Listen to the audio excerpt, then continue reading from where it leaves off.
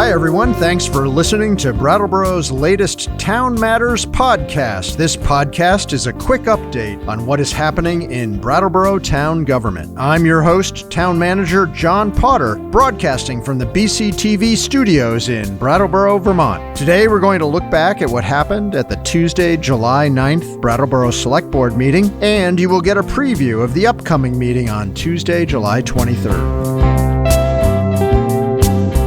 At the board's July 9th meeting, the board approved the minutes of June 13th and June 18th as amended, and that passed 5-0. On the consent agenda, there were 5 items that were all approved 5-0, and those included a second and third class liquor license for the Retreat Farm, a tobacco substitute endorsement permit for SKJ Sales 2 Corporation, the replacement of a DPW vacuum truck, the award of the annual propane bid, and the award of a contract for a 2024 municipal planning grant contract. Under old business, the board took up their 2025 state legislative agenda and called out 4 major areas for focus on in the next legislative session. Those were a reassessment of mental health needs, drug addiction resources, resolving the housing problem, and supplementing municipal revenues.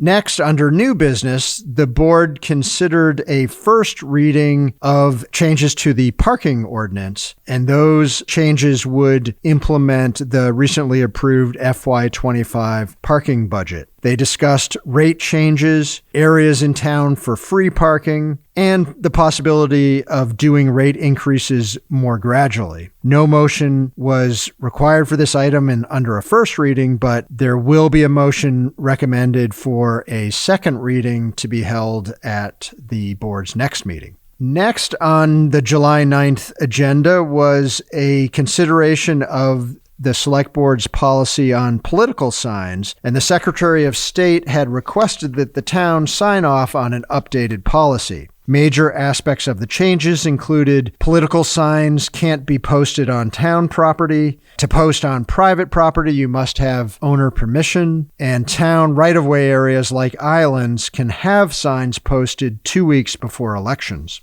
So that and several other changes and clarifications were part of the motion to approve language regarding the placement of political signs on public property, which passed by a vote of 4-1.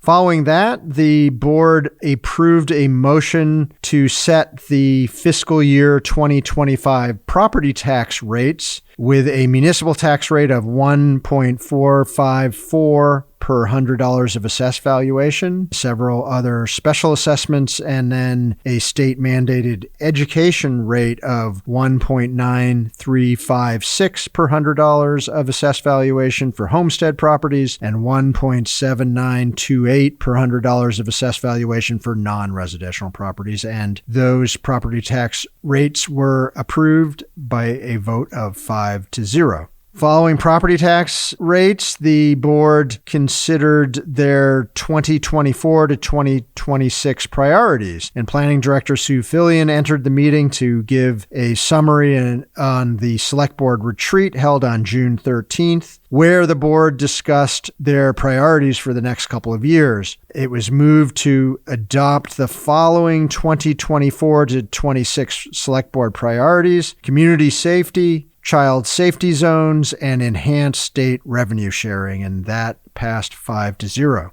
Final agenda item for the night was a committee appointments where the board appointed Tom Mazakowski and Allison Gauthier to the Development Review Board and Keith Maxwell as a Development Review Board alternate. The next Select Board meeting is a special meeting scheduled for Tuesday, July 23rd. The preliminary agenda for the July 23rd meeting is the following. There actually will be additional committee interviews at 5:15 just before the special meeting, and those will be for the Tree Advisory Committee and the CPCC. The board is also planning an executive session at 5:30 and will enter their special meeting at 6:15. On the consent agenda for July 23rd are 6 items. 5 are awarding bids or a contract for replacing the fire utility truck. A number of Living Memorial Park generational improvement bids that have come in. A bid for a DPW sand shed. A contract for Public Safety Consulting of New England. And a Transportation Center HVAC work project. Finally, on the consent agenda is acceptance of an Equitable and Inclusive Communities grant.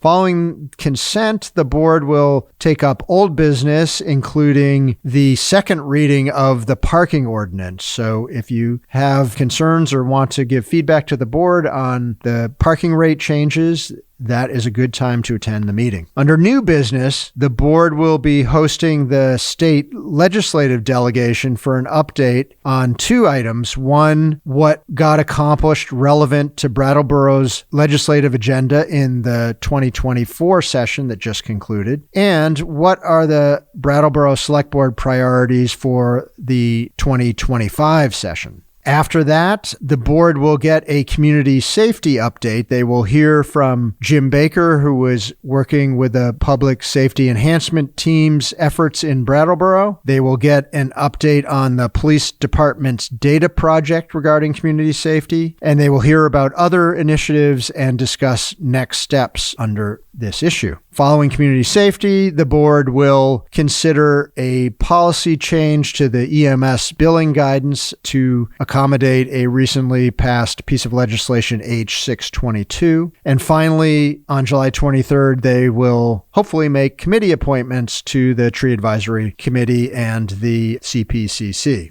I have a couple of announcements. Early and absentee ballots are now available for the state primary election on August 13th. If you prefer to vote early and in person, please visit the Brattleboro Town Clerk's office by August 12th at 5 p.m. Voters may request an absentee ballot through August 12th at 5 p.m., and voters who plan on voting absentee are encouraged to request their ballots as soon as possible to account for mail delivery time. To request an absentee ballot, call 802-251-8157 or visit mvp.vermont.gov.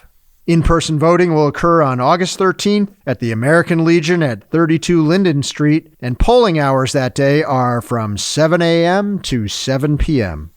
The Brattleboro Police Department is inviting the public to National Night Out. This family-friendly event will be happening on Tuesday, August 6th from 5 to 8 p.m. at the Brattleboro Common. This event will include plenty of activities for kids, including a touch-a-truck event, a dunk tank, games, and an ice cream truck. Visit brattleboro.gov for all of the details. Finally, under announcements, the Rec and Parks Department is hosting free concerts at the Brattleboro Common on Tuesday evenings in July. Shows begin at 7 p.m. In the event of rain, the performances will be relocated from the Common to the Brattleboro American Legion at 32 Linden Street.